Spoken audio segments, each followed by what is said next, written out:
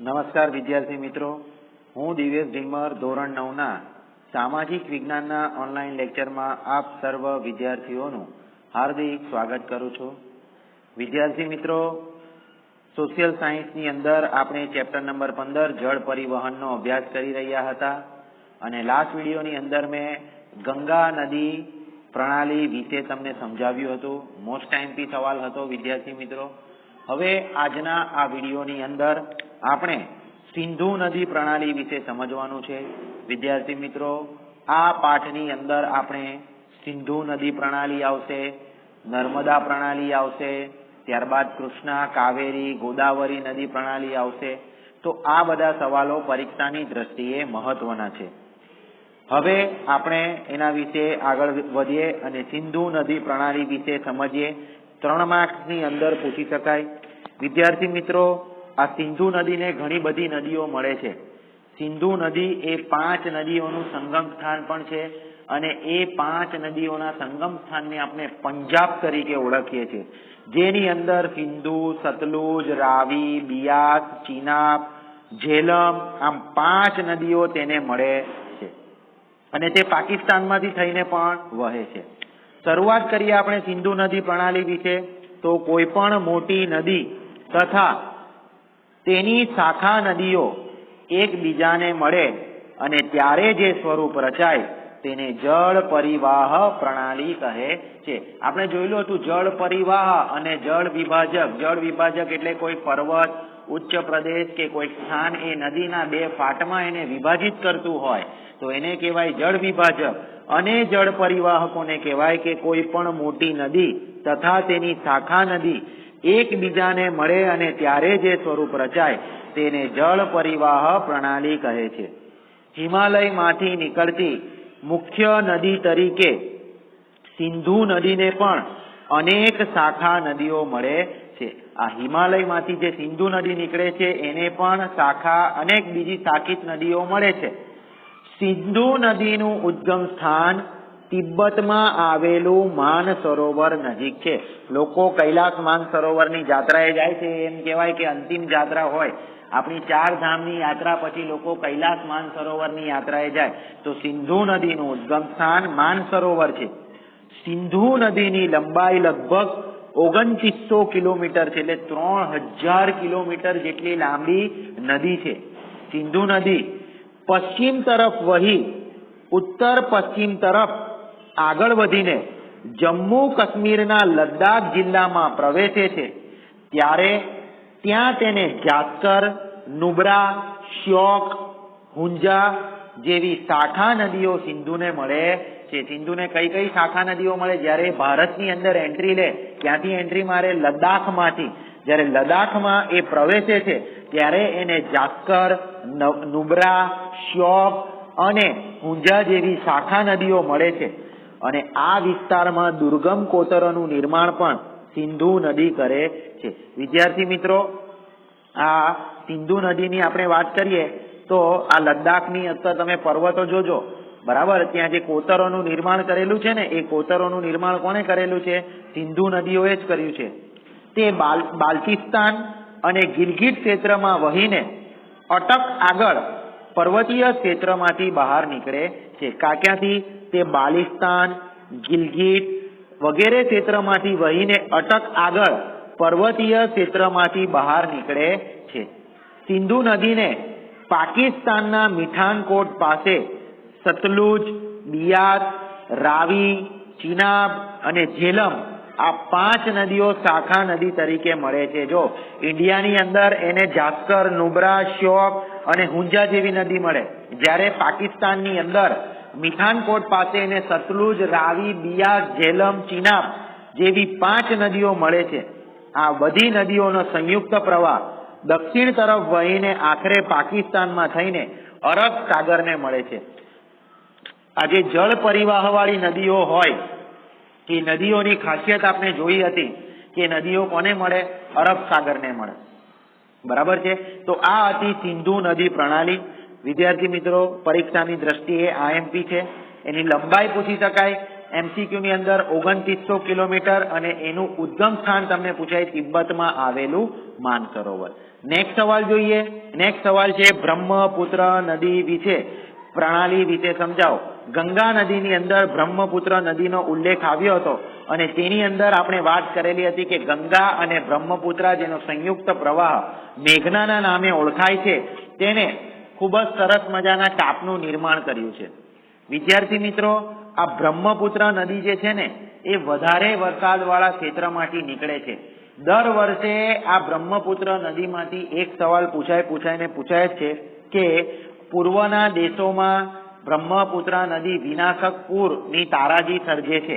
શા માટે? તો એનું કારણ પણ તમને આ વિડીયોની અંદર મળી જશે. જોઈએ તો બ્રહ્મપુત્ર નદી 3 ગુણની અંદર અને 2 માર્ક્સના MCQમાં પણ પૂછી શકાય એવો સવાલ છે.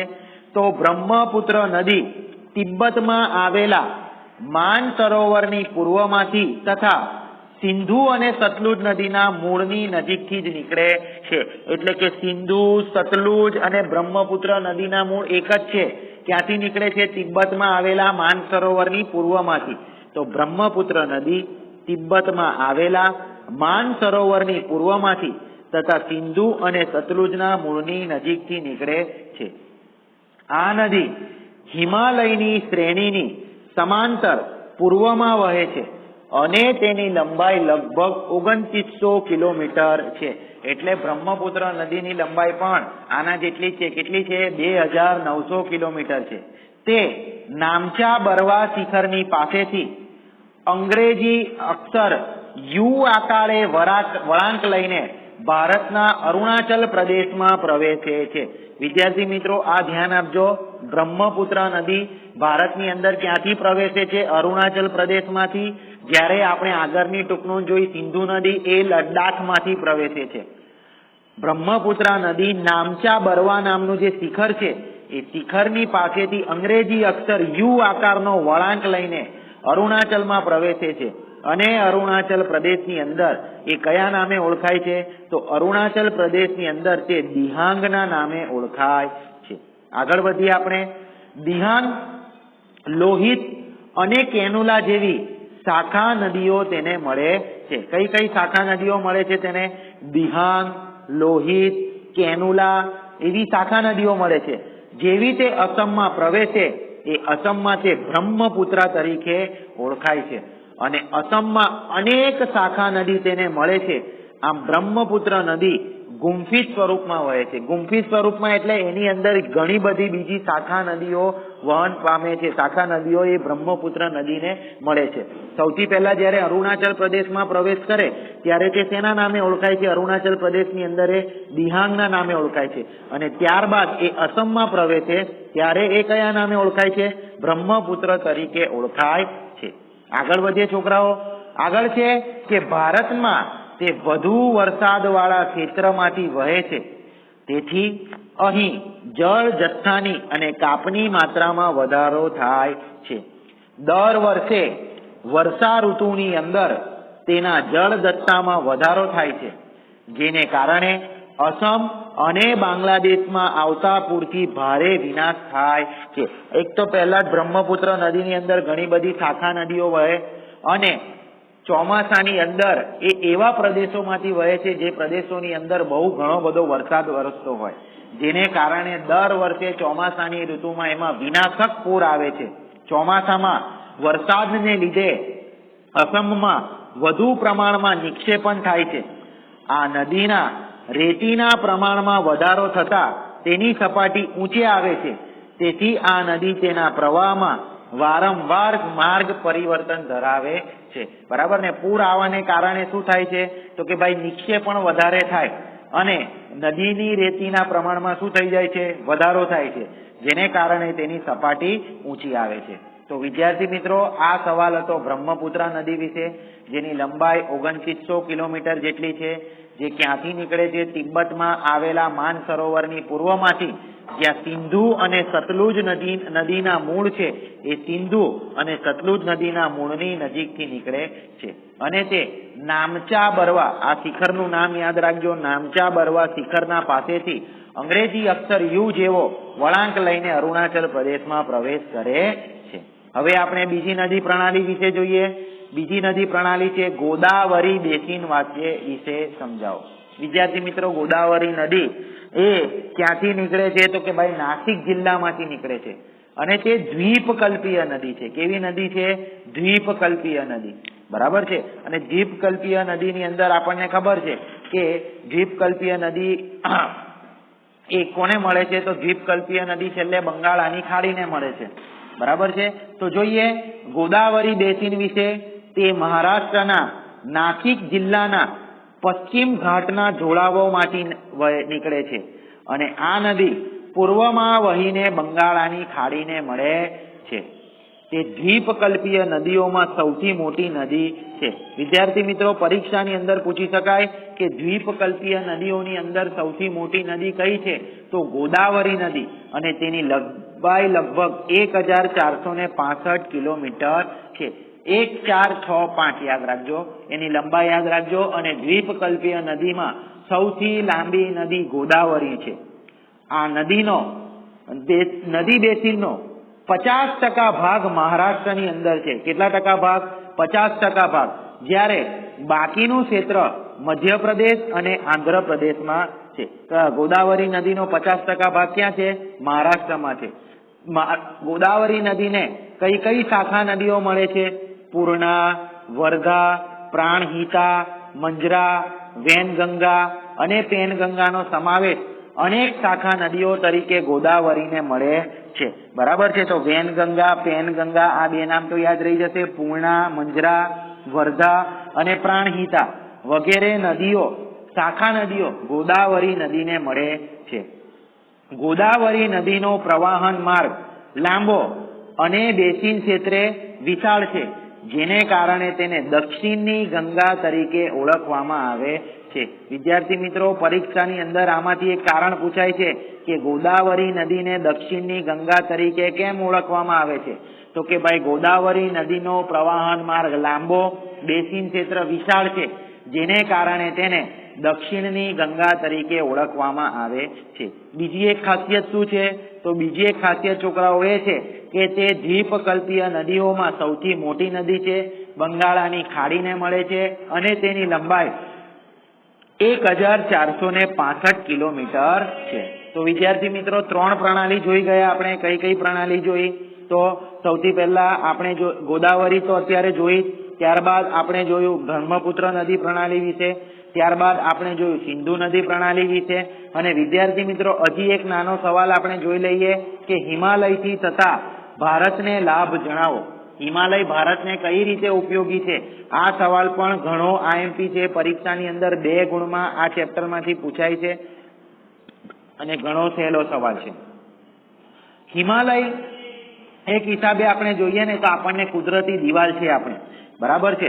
તો હિમાલયની ઊંચાઈ કુદરતી દિવાલ તરીકે કુદરતી સીમા પૂરી પાડે છે. બરાબર ને? એ હિમાલય એવો અડીખમ ઉભો રહે છે કે તે શિયાળાની અંદર જે ઠંડા પવનો આવે છે એ ઠંડા પવનોને રોકીને ઉત્તર ભારતને ઠંડીથી બચાવે છે. બરાબર છે? તે પવનોને રોકે છે અને વરસાદ લાવવામાં પણ ઘણો મદદરૂપ થાય છે. અને ઉત્તર ભારતમાંથી જે નદીઓ નીકળે છે, ગંગા, યમુના, સિંધુ, પછી બ્રહ્મપુત્રા, સતલુજ વગેરે નદીઓના ઉદ્ગમ સ્થાન ક્યાં છે? હિમાલય છે. અને આપણને જુદા જુદા પ્રકારની વનસ્પતિ અને ઔષધિ તો આપે છે. તો સૌથી પહેલો મુદ્દો, હિમાલયની ઊંચાઈ કુદરતી દિવાલ તરીકે કુદરતી સીમા પૂરી પાડે છે.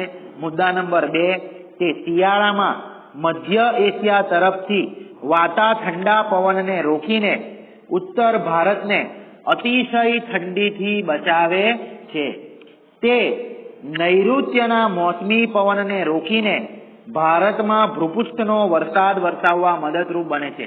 વિદ્યાર્થી મિત્રો, આ વસ્તુ ખાસ ધ્યાન રાખજો કે જે વર્ષે શું કહેવાય, જ્યારે પવનનું પ્રમાણ વધારે હોય ને ત્યારે વરસાદ કેવો વરસે?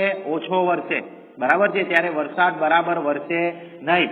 એટલે આ હિમાલયના પવનો શું કરે? નૈઋત્ય દિશામાંથી જે પવનો આવે એ નૈઋત્ય દિશામાંથી પવનોને રોકીને શું કરે? આપણને વરસાદ લાવવામાં મદદરૂપ બને.